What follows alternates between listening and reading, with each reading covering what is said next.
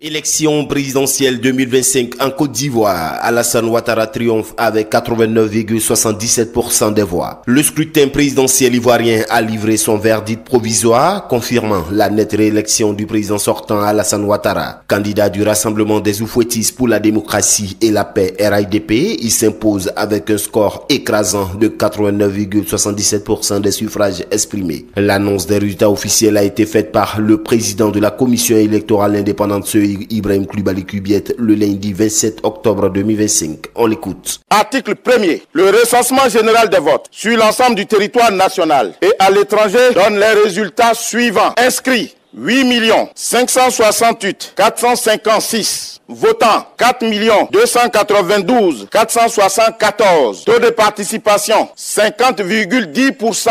Bulletin nul 105 156. Bulletin blanc 66 788. Suffrage exprimé 4 187 318. Article 2. Ont obtenu M.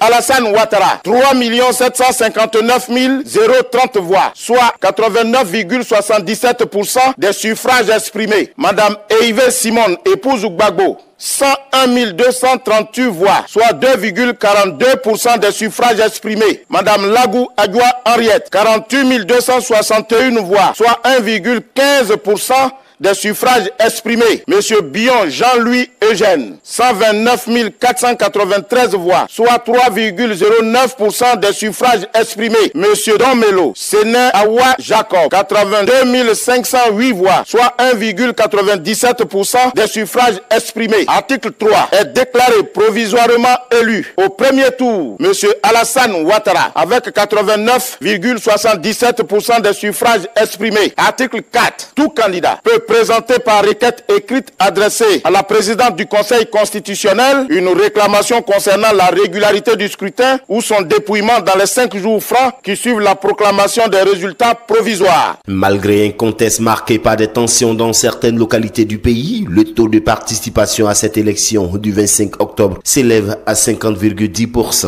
Sur un total de 8 568 456 inscrits, 4 292 474 électeurs se sont déplacés dans les urnes. Le décompte précis des votes révèle 105 156 bulletins nuls et 66 788 bulletins blancs, aboutissant à 4 187 318 suffrages exprimés. Fort de sa réélection confortable, le président Ouattara entame un nouveau mandat crucial pour ses chantiers, tandis que l'attention se tourne vers les futures priorités gouvernementales. Le Conseil constitutionnel doit encore valider définitivement les résultats après l'étape des contentieux pour sceller formellement ce nouveau quinquennat. APRA, Agence Presse, Radio et Audio.